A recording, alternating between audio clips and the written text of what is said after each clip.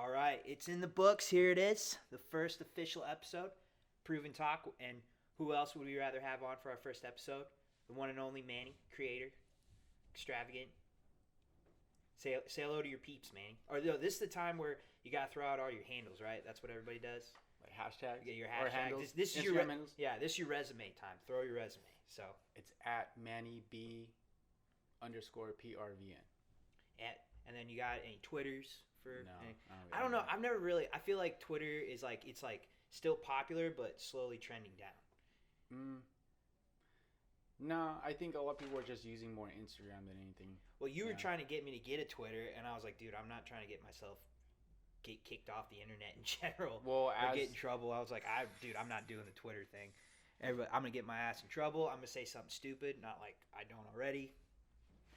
I think you should have a Twitter since you're going to be, the host of a podcast. You always want to like let people know who you're going to have on or like your thoughts after See, the podcast. now you're giving me like too much rope to hang myself with. Yeah, probably. I don't know, but Yeah. but anyway, so yep, we are here, Proven Talk, sponsored by Proven Active Apparel. Just kind of go ahead and get the first episode rolling. So Manny, tell me about Proven. I have a lot of people ask me, they're like, they like the name, but they don't know what it is. They don't know. They're kind of like from a little bit from what you put on social media, but for all those people still wondering, what is Proven? Well, Proven is a training lifestyle brand for anybody who does training for any type of competition or even just active lifestyle brand. We kind of like promote just the active lifestyle and, the fitness aspect of, whatever you're training for and your competitiveness. And, but it's just activewear basically. And, we try to merge like what I visualize in street apparel, like, cause I had ambitions to have a street apparel brand at one point. So like a lot of the graphics is kind of like blended between like, lifestyle stuff. Because if it wasn't always, you always weren't going the fitness route, right? If correct me if I'm wrong, because that was kind of something you kind of stumbled into a little bit. Yeah. So basically, when I came up with Proven, it was gonna be called Proven Authentic, and that was gonna be like street apparel. Proven Authentic. Yeah. Interesting. Yeah. So when obviously I was doing CrossFit at the time, and I showed the drawings to a friend. He was like, "Hey, why don't you turn that into fitness?" So like from that we turned into like Proven Strength and realized that there was an actual gym called Proven Strength and Conditioning, so we couldn't do that. So the next best thing was just calling it an active apparel. So, well, I bet that coming up with the name was the hardest thing. I feel like something it's Yeah. like, you ever get a good idea and then you're like, wait, did I just think about that? Or did I see that somewhere along the line? And I'm now just kind of I didn't realize it. So I'm thinking, oh, maybe this is my idea.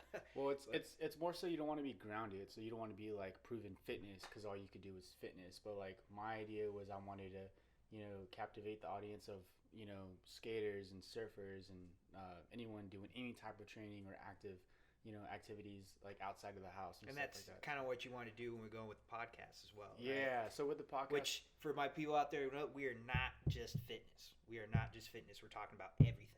Like I said before, we're gonna go into fitness, but we're gonna do freaking what's new in the media. Mm-hmm. We're gonna be talking about all the different types of training, and then just like you said, it's kind of that lifestyle part. So we're trying to keep it not too. We want to have all different types of people on, keep it interesting. Yeah, anyone who's doing anything that's outside of the house and also that requires, training as far as like your job or, like for instance, like military, like I want to bring a lot of people who did military or were in the military and or probably still are, and people who like, are first responders who are, training to kind of like that whole fitness to kind of like is part of your life type of deal. Yeah, I can see that. I don't know how far being a part-time pretend military guy myself. I don't know how far you're gonna get with some of those people, but it's good to try, I guess. So going to that, well, a lot of people are talking about trying to do a training lifestyle outside your just everyday normal gym thing, especially nowadays with this whole pandemic thing we got going on. Talk about a little bit how that affected you just as from a business aspect, because you hear about it all the time. Yeah, so the whole COVID stuff basically stopped everything, like person-to-person sales as far as like having booths and like being able to sell at storefronts like that. And that was a lot of your business for a while, because I remember we did that expo not too while back, and we even had people like just seeing the stuff for the first time. They're like, oh, we've never seen about this. So so like social media only gets you so far, and you're only captivating people who who's actually following the brand.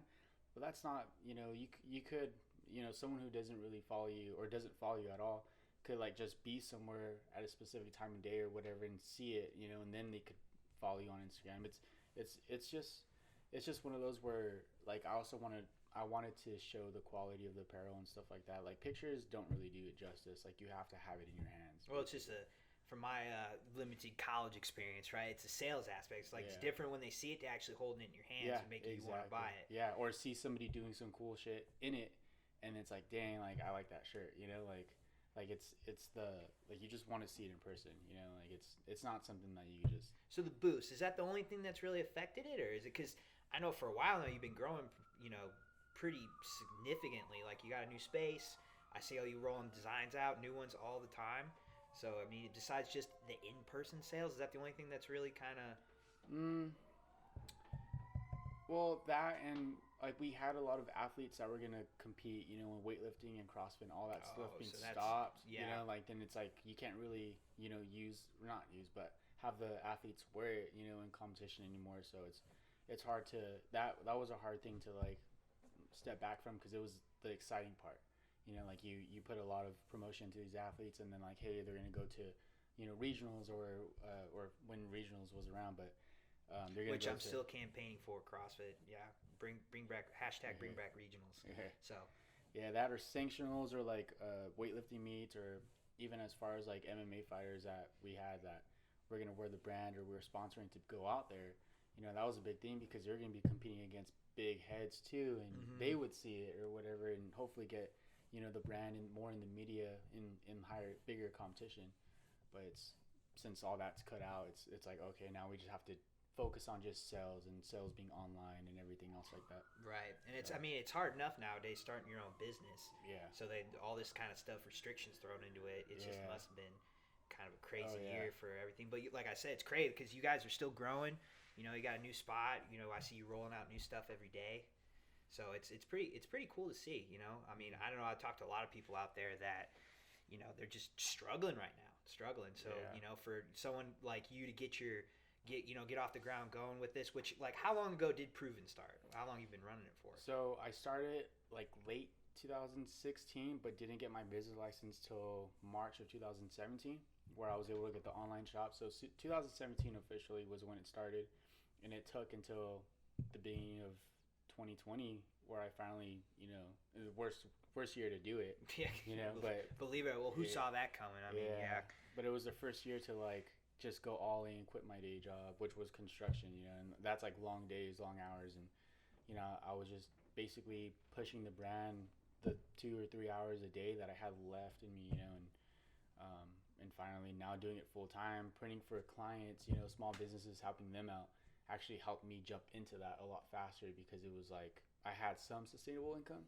I wasn't just going into it with nothing.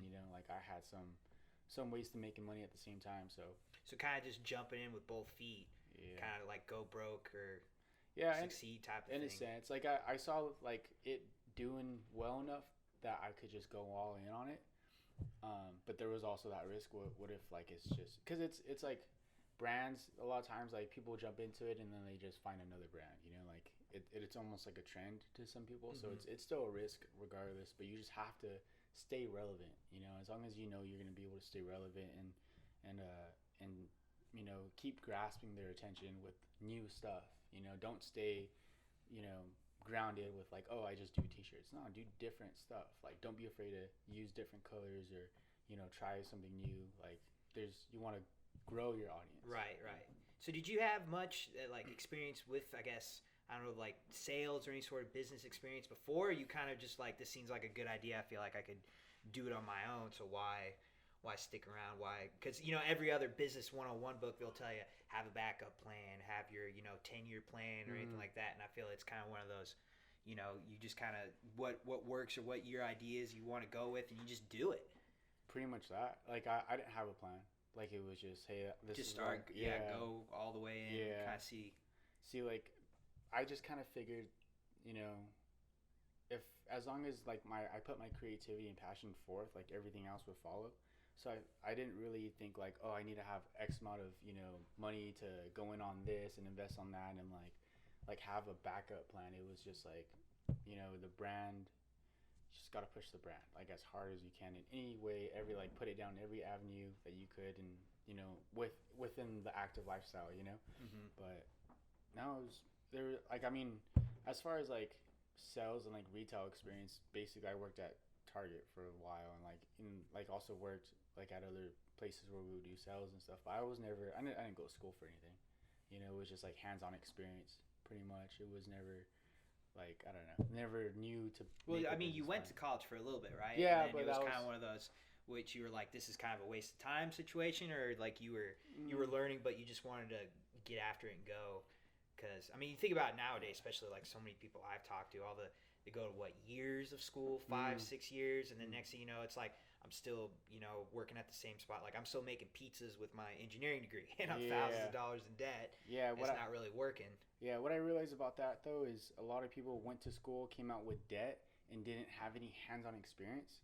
And a lot of companies, you know, or the businesses that actually take off are people who like actually did it, you know, before getting their degree in it. Like they just had that hands-on experience before. I don't.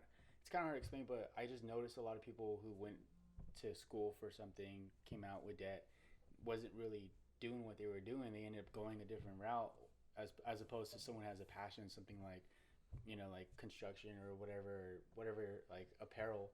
They actually, you know, just dove into that and then like put in, like, I mean, they invest obviously in like the shirts and stuff, but they don't, I don't know, like it's more of, they just put their passion to something and pushed it without, when actually got your hands dirty, you know. So just putting effort towards what you want to do. Yeah. Type of situation. I can see that. You know, a lot of people, I feel like they're just kind of working to work, and then it's just kind of at the end of the day, it's like I was always worried about. It's like, well, I'm putting all this effort into somebody else's business. It's not really what I. Which I mean, if that's what you want to do, by all means, it's cool. Yeah. People got to make a living, but at the same time, it's like I feel like that risk reward thing. A lot of people are nervous about. So if you had to give somebody advice, if they're it's like, I got this thing I want to do, but I don't know if I want to go all the way in on it, or I don't know what I'm doing, so I'm afraid to start. Like if you had to tell somebody, what would you tell them? Just don't quit your job. Like if it's just an idea, you know, let the idea grow. Like, you know, put in some time, put in some, like, invest into it in every way that you can, and in a way that you could afford losing that investment. But don't just quit your job. Like, actually, a lot of people just say, fuck it, quit your job, you could do this, or like, here's a quick get rich quick scheme kind of thing. Yeah, they kind of like Netflix it up, like this is the perfect story. You know, one guy just dropped one day and becomes a millionaire the next. Yeah, it doesn't happen that way. Right. I think a lot of those stories, I feel like you miss the whole work aspect of it, like the in between. You see the beginning and the end, but you never see the in between work, which I feel like a lot of people don't. I know I'm the same way. It's like I want to instantly get that sort of gratification where it's like you forget all the work you got to do. Yeah. Well, if I'll probably say this, like, keep a job that it's more like it's your side hustle that goes into your actual passion. You know what I mean? Like, you don't necessarily have to have a job and then consider your brand a side hustle. Just consider your job the side hustle, because that's what you're doing to make the money to support your passion. And eventually you'll get big enough like you did to where you don't have to do that anymore. Yeah, which just takes time. Like, everyone thinks that your brand is going to blow up within a year, which it's not going to happen. It took 3 years. The first year, I basically handed out shirts for free. You know, I made some money, but at the same time, I didn't make a ton of money the first year and decide, in 2 years I'm going to quit my job. No, it was like progressional. Like, you want to invest that initial investment in time and just let it grow. Just let that grow. Right. Don't spend, like, keep the day job, whatever you're making from that day job, you know, that's going to take care of your living. And then after that, everything you make from the brand, just let that cycle, let that grow. Basically, snowball effect. And then you kind of expand, because you're not just doing shirts anymore, right? Like, you're doing, I've seen you guys do media, digital, print, just everything. Yeah. Why don't you tell me a little bit more about how you guys are expanding? Because I know, again, like everyone thinks it proven just, that's the guy that make the shirts, right? But it's not. Mm-hmm. So, well, I grew up really into graphic design, so that's what I, passionately do. Like, I love designing apparel or, like, designing anything. I've always been an artist. But, transitioning into, like, okay, well, what am I going to do with the art? Like, how am I going to make a living off it? So I transitioned to, like, making apparel because that was another thing I really like doing, like, seeing my design on shirts. So that's one part of Proven, making apparel on the production side. And the other part, what I'm really into is, like, photography. So I want to do a lot of media work in that avenue and push the brand that way. And maybe, do media work for competitions or whatever else, other companies, other businesses.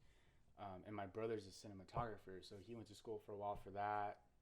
Which he has done quite a few of some of the proven little snippets, commercials, if you want to call them. Check those out. Yeah, he's those basically really cool. Yeah, he's basically leading the marketing media, the creativity aspect of, video or cinema, like with Proven. That's all being done by him. But he also has he basically got into this new job, where he's basically doing that, I guess you would consider as a side hustle, with his big company. I don't know if I should say their name or not. Doing media work for them. So now he's making his no free publicity. You guys got to pay me for that. So I guess he's making his paycheck doing what he loves doing, and then now he's like, slowly getting back into or starting to do like it as a like side, or like as his passion again. Like as far as now he's doing stuff for barbershops and and now times like this, most people are gonna want a lot of media work. For their businesses because just to stay relevant because who knows. Everything's like slowed down, so now that they're like all these businesses are getting back into opening their doors again, they need to get marketing again. That's right now is a perfect time for him to do that, and as well as Proven, right. him. Which is always so crazy how I keep thinking about how you guys started this whole thing in the middle of a year like this with the whole just crazy pandemic that everyone's going on and all that kind of. So, crazy. Which also I wanted to transition into. A lot of people don't know, but Manny is our resident conspiracy guy, right? Oh, dang! I didn't think I would go into that one, but no. So I gotta ask because it's like you hear so much about it, and I want to know your opinion. Tell me what's up? What do you think of this whole COVID thing? Is it a bunch of bullshit? I don't know.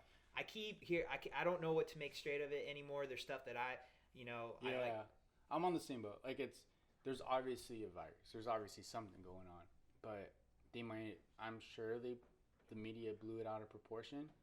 And I'm sure that's all you've been hearing about for the last freaking 6 months. I don't want to. I don't know. Wait, are we allowed to cuss? Can I cuss? Yeah. Can I say it? Okay, fucking.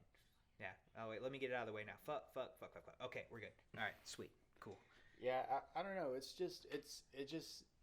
everything about it seems fishy, and like what makes it worse is when they're doing stuff on the news, like some of it's all blown out of proportion. Like I feel like they're taking ideas or rules that they're trying to regulate and just throwing it at a wall and see what sticks. Yeah, it's really they like hit us with everything at once to see what we would actually follow, and they're like, okay, well then since you guys aren't really wearing your mask or whatever, we'll put these regulations out, like kind of like I don't know, like water it down a little bit, and like okay, we'll make it make sense. I don't know how to explain I don't even know how I feel like they're just making it up as they go now because it's like, okay, wear the mask, but like you can still like wear the mask, like restaurants, right? It's like, okay, we have to eat outside. Okay, but you have to wear your mask. But you can take your mask off when you get to the table and sit and then eat. And it's like, wait a minute, that makes no sense. Yeah. Now we're just making shit up now. Yeah. How is that going to, like, I'm still sitting across from you right there. Like, what, they're right over here. It's not going to spread. Like, I don't know. It's like, see, like, if there was really, not saying there isn't, but if the virus is as deadly as they're trying to make it seem, they wouldn't even have anything open. Like, you would think. You know what I mean? Like, they would, like, cut everything out. They would make essential things essential. Like, they wouldn't shut down small businesses and keep big businesses going. You know, like all the mom and pop shops are closed. Yeah, but then it's like all the big Target's open, still like, Walmart. They can. Watch me. I personally think I said wait till it gets to November and after the election. Yeah, I said it after that we're going there, and then everything's just gonna be back to normal. Yeah, that's what it seems like. That's what a lot of people are saying. Like, it's like they're using it as a political, gain for whatever their parties or whatever. Like, okay, who's gonna do this for COVID or who's gonna do this for COVID? Like, they're trying to. Yeah, not everybody's been as lucky as like you with Proven and everything, where it hasn't like completely like there's businesses that just don't eat, like they're closed. There's nothing they can do at this point. Yeah, I feel for like the tattoo artists and. Like, because, I mean, like, tattoo artists, barbers, salons, they don't have a 401k, They don't have a freaking, they don't have benefits, they're just business owners, Right, so if they're not out for business, they can't support themselves. Yeah. So what are they supposed to do? Yeah, and, like, for the most part, a lot of them, they're making enough to get by. And at this point, it's been several months now, and everyone's just kind of, like, scrambling. Like, I see tattoo artists now making T-shirts. Or like businesses doing like a lot of like different, like for instance, there was a clothing brand in Oxnard, and they're not even a clothing brand anymore. They're just media. Like they're just taking pictures of people. Or like everybody else, they're just like, okay, we'll come out with masks. That'll be okay. Yeah. Which I haven't seen a Proven mask yet. I don't know. Are you? No, no, you're not. It's not gonna happen. I'm not gonna provide something that's like, oh, this is gonna prevent you from getting sick if it's not. It's a. And if you gotta prevent getting sick, do it in style though, right? Yeah, maybe I guess. I mean, I would sell it as like a face mask cover, but like I wouldn't sell it as an actual face mask. Like I don't think a piece of cotton is gonna stop a virus from getting in you. Well, I feel like it's like the new trend now. It's everybody's coming out. You're gonna get pretty soon. You're starting to get like toys, and I don't even know they're out of bit, like Toys R Us masks or something. I don't know. I don't know. Maybe they'll up the resurging business. Yeah.